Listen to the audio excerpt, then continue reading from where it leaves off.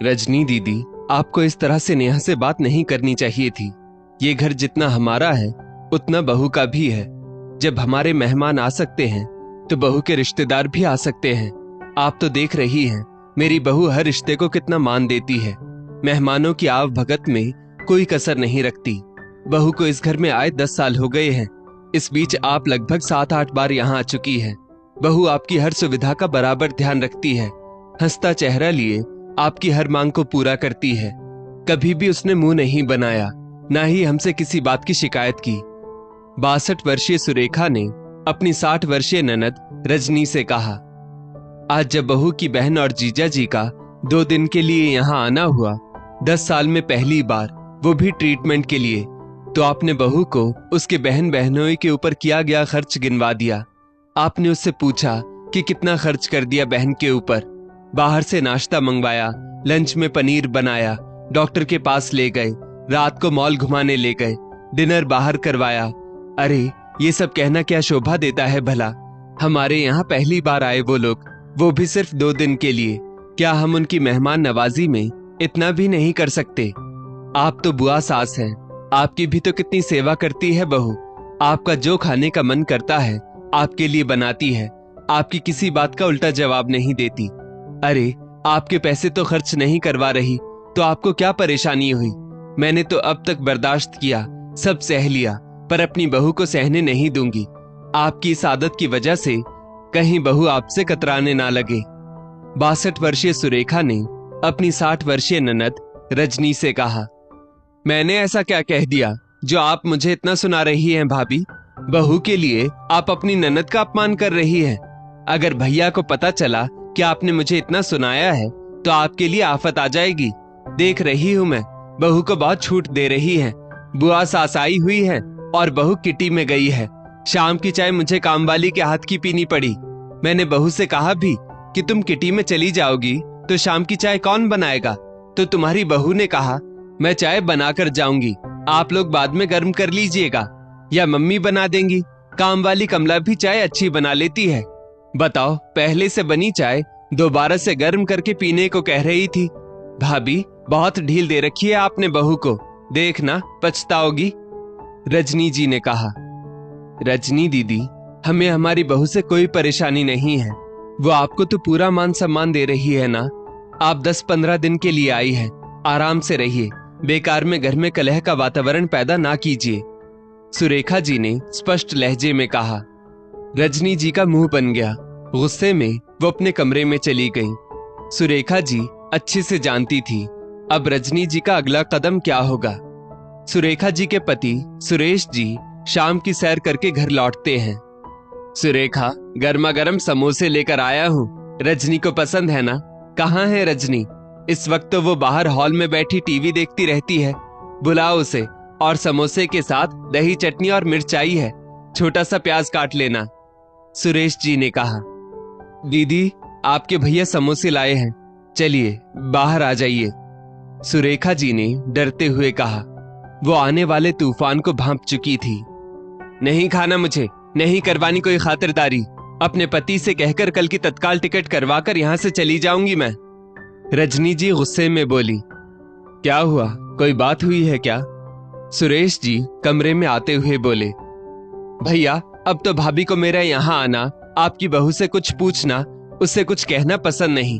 कह रही थी मेरी बहू से कुछ ना कहा करो। अरे अपना समझकर बहू से कुछ पूछ लिया, उसे कुछ कह दिया तो भाभी को बुरा लग गया। भैया, भाभी ने मेरा अपमान किया, मैं यहाँ कभी नहीं आऊंगी, मेरा यहाँ आना भाभी को पसंद नहीं। रजनी जी ने मगरमच्छ के आंसू बहाते हुए कहा, दीदी आप बात को कहां से कहां ले जा रही हैं? मैंने बस इतना कहा कि आपकी कुछ कड़वी बातों से बहू को बुरा लगता है। सुरेश जी की छोटी बहन थी रजनी। रजनी अपने ससुराल में अपनी चलाती और मायके में भी उन्हें अपनी चलानी होती। सुरेखा, क्या तमाशा लगाया है? रजनी मेरी छोटी बहन है, माफी मांगो उससे। 2 बात बोल भी दी तो क्या इतना हक नहीं है उसका? अब बात को यहीं खत्म करो और रजनी से माफी मांगो, सुरेश जी ने कहा। यही तो होता आया है हमेशा से मेरे साथ। अपनी बहन को समझाने की बजाय आपने हर बार मुझसे ही माफी मंगवाई। आप सिर्फ भाई नहीं हैं, पति भी हैं, पिता भी हैं, और अब ससुर भी है, दादा भी है। बहू के मान को बनाए रखना भी हमारा फर्ज है। मैंने तो आपकी बहन से डरते डरते जिंदगी गुजार दी, अब यही सब बहू के साथ भी हो रहा है। उस पर भी बेवजह के नियम कायदे डालती है। सुबह नहाकर ही किचन में जाओ, सूट नहीं साड़ी पहनो, सबके साथ बैठकर नाश्ता नहीं करना, बच्चों की परवरिश पर सवाल, मायके फोन नहीं करना। अरे घर को होटल समझ रखा है, अपना चाय का जूठा कप भी खुद से नहीं रखती। अरे मानती हूँ दीदी का मायका है, घर है तो घर के लोगों की तरह रहे ना। मैंने इतना रखा उनको, अब बहू भी मान से रख रही है, फिर भी उन्हें दिक्कत है।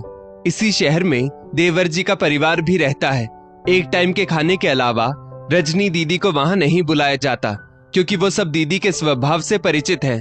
अपने घर में वो कलह नहीं चाहते। मैं कहना तो नहीं चाहती थी, पर आप लोग मुझे कहने पर मजबूर कर रहे हैं। रजनी दीदी के बड़े बेटा बहू तो अलग हो चुके हैं। सुनने में आया है कि छोटा बेटा सुमित भी अलग गृहस्थी करने की सोच रहा है। मैंने तो अब तक सहन किया, बहू को सहन करने नहीं दूंगी। मैं तो उम्र और पद दोनों में रजनी दीदी से बड़ी थी, उनकी बड़ी भाभी, फिर भी उन्होंने कभी मुझे भाभी का मान नहीं दिया। शुरुआत से ही बोलने में ध्यान नहीं दिया, न ही उन्हें किसी ने उनकी मर्यादा समझाई।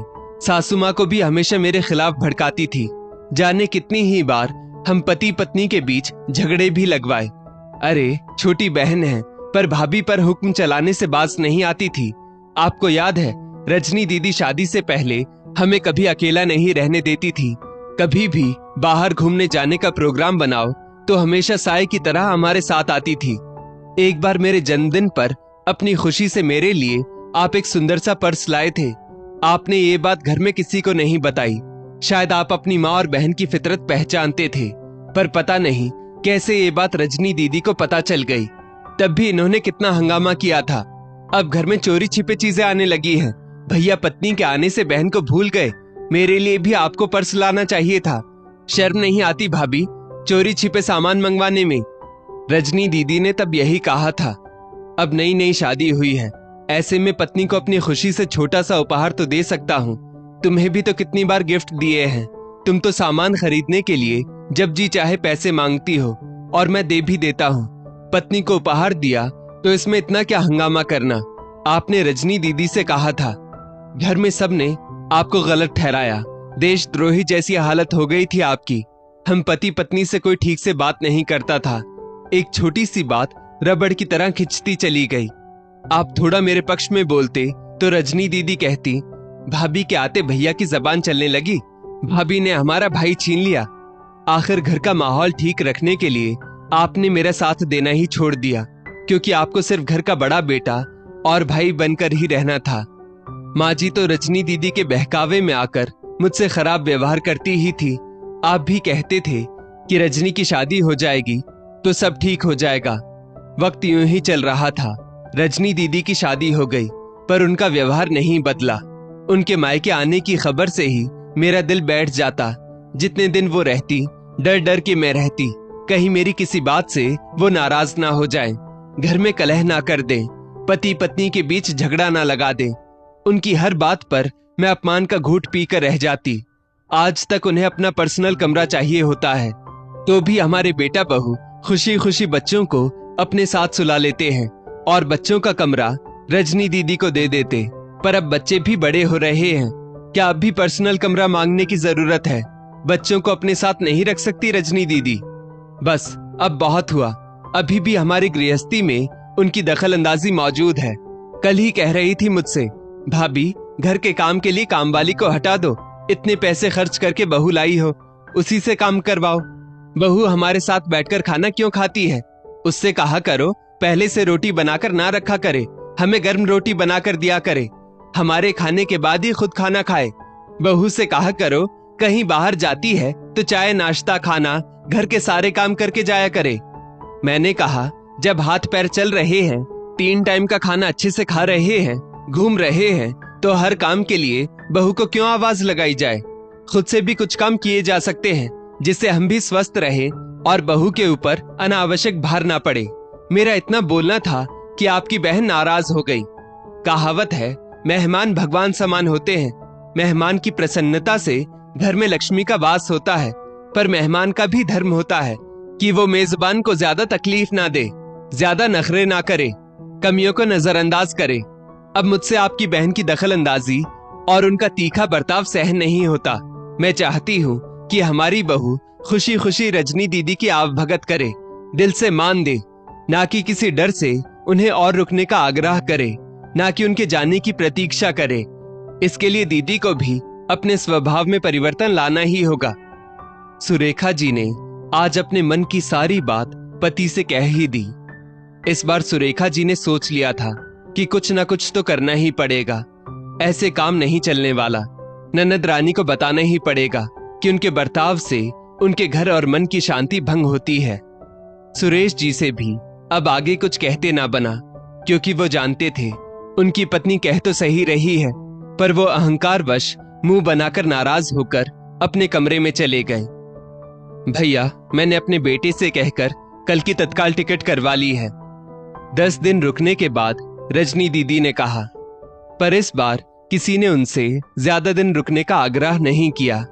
इस बार रजनी जी समझ चुकी थी कि अगर उन्हें दोबारा से भाई भाभी के यहाँ आना है तो उन्हें भाभी और उनकी बहू को प्रेम और सम्मान दोनों देना होगा। उन्हें अनावश्यक हस्तक्षेप से बचना होगा। दोस्तों, दखल अंदाजी नहीं, सलाह दीजिए।